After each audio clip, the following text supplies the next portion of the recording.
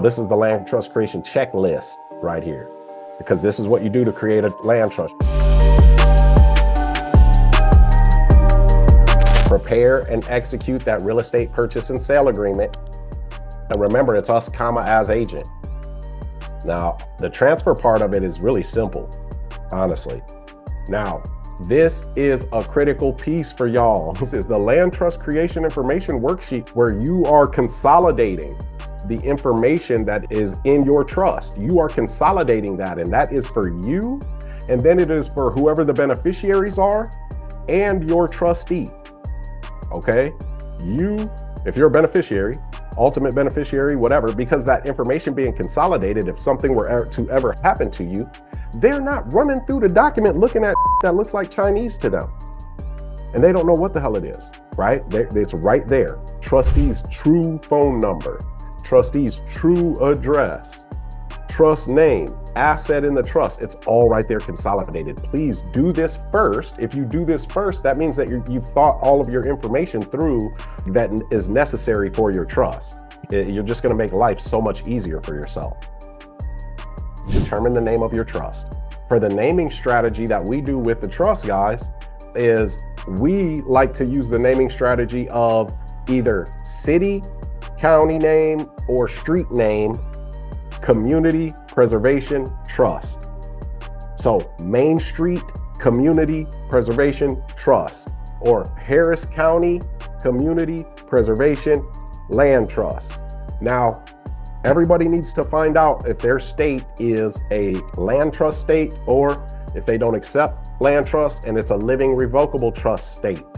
In the event that you are in a living revocable trust state, like I used to be in Iowa, what we do with our paperwork is just delete the word land. That's it. It no longer says land trust in the title. It just says trust. Because what makes it living revocable or land trust or an executory trust is what's in the body, the content of the trust. What are we saying? That's what makes it what it is, okay? So if you're in a living revocable trust state, please do that, please, because you render yourself powerless if you do not. So you guys got that naming strategy. You got to know the name of it. And guys, we're going to do this at the point of we have gotten the purchase and sale agreement signed. And then if it's a purchase, we obviously have the information release form, limited power of attorney, memorandum of contract. And then our next moves are the trust setup. So this is where we're at. We're determining the name of it. So like Emilio and Legend, this is where you're at in the process. What is the name of your trust, right? Did you fill out the land trust creation information worksheet? Boom. So then who are you appointing as trustee? You guys know in the Go-Getter family, our trustee, we like to have our trustee be an out-of-state person. And that is an asset protection strategy, having them be out of state.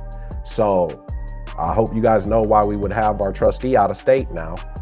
Also, you can use somebody in the Go-Getter family and then you just trustee for each other with properties, because you do need your trustee to be available to sign at particular times. The next thing you do, now remember, you guys have the land trust creation information worksheet filled out. So your appointment of land trust trustee. That's the document you're going to fill out, the appointment of land trust trustee. And so you are, as the beneficiaries or whoever the beneficiaries are. So if it's a subject to, the person who's going to sign this is the seller and the trustee. Yeah, the seller and the trustee will sign this. It's a beautiful thing. You ain't even on this document. You're going to control it. It's going to be like you are on it, but you're not, because you're going to be the beneficiary later. And then who is your successor trustee? And again, guys, your successor trustee, you want somebody to be close to you that you can, because you can fire your trustee in a heartbeat and then just get that successor that's close to you to sign whatever documents you need. I would do that maybe when I'm selling it outright, all right? Or in the event of an emergency and I needed to do that. I hope that makes sense. Next thing is the affidavit of name. So the affidavit of name, guys, the trustee is gonna fill that out, because the trustee, we're using the trustee's initials on public record, this affidavit of name, okay? So understand that. The affidavit of name will be notarized too. You want that thing notarized because it has your trustee's name. It's just saying that, you know, J.A. Smith is Jason Adam Smith. That's who it is, this person. So direction to land trust trustee. Now in the situation, depending on the situation, you're gonna check the box. We went over this at the event, but you gotta give them direction. That's the only way they can move, y'all, is with direction from the ultimate beneficiary. See, understand it like this. We own nothing, but we control everything. And when I say everything, I'm talking about everything. So if anytime that your trustee is signing some to give permission, pretty much, they gotta get permission or direction from us first. Otherwise it invalidates it. It nullifies it, okay?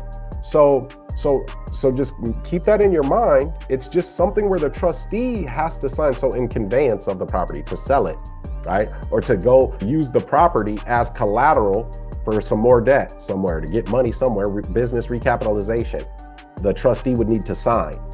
Now, everything in between, lease option it out or whatever, get the money out of, get your money from a tenant, you're doing your thing.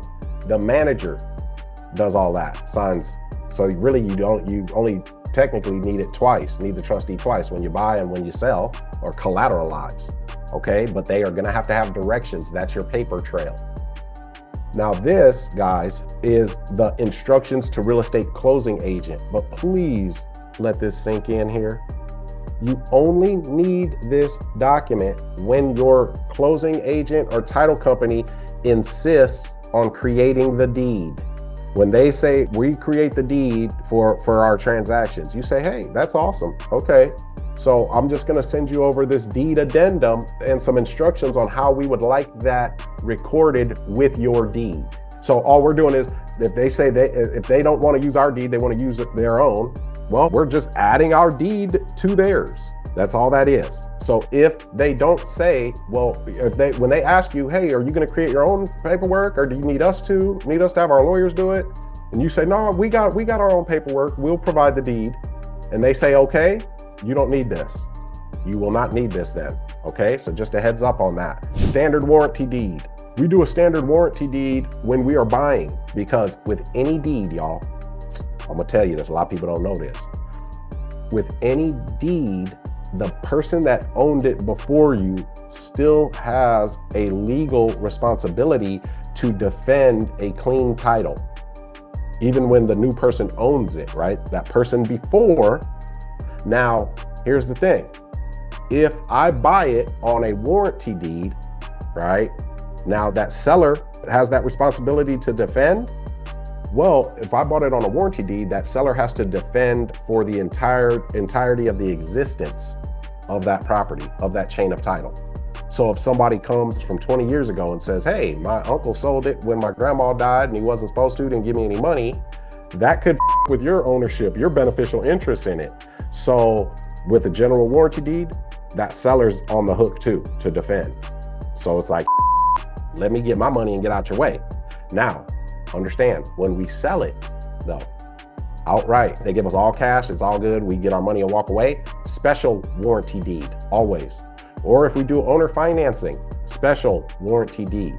That means that we will defend it still, because we're legally required to do that. But with a special warranty deed, we only have to defend for the time that we owned it. If anybody comes back outside of that time of our ownership, we're not responsible for defending that in any way, shape, or form. Tell them to look at the deed and you're moving. Affidavit of trust. This goes with the warranty deed and it will be recorded with it, okay? You're gonna record this with it. And this is all in the land trust creation checklist in this order. The affidavit of land trust, this is gonna be with your warranty deed. Now, the affidavit of land trust, guys, this ties things together for us. One thing is we have to divulge certain things about the trust on public record, and that's cool. Like, we're fine with that. But one thing that is illegal to divulge is the beneficiary. Like, dude, they can't even ask you who the beneficiary is. They can't ask you that. Like, you could tell them, like, you're breaking the law right now. And I'll Google it right now to show you which one, because I guarantee you they're breaking it by asking who that beneficiary is. So with the affidavit of land trust, it puts our trustee powers on there, right? What our trustee can do, and it's pretty much anything. If he's doing something, then that means that our trust said he could do it. That's what the affidavit says. But also, guys, what it does is it has the trustee up top with their initials, because this is on public record, remember. So it has that trustee up top, but then it also has our successor trustee at the bottom, right there already on public record for us. So it ties back into the strategy of the out-of-state trustee and our successor trustee being close to us. In the event that we just go ahead and fire the trustee because it's convenient for us in this situation, time-wise, we just fire the trustee, our successor's already on public record, and it automatically kicks them up. Boom. And now we just grab that successor and we're off signing. So that affidavit is with the deed. So that way when the deed is pulled, the affidavit automatically comes with it, okay? I hope that made sense.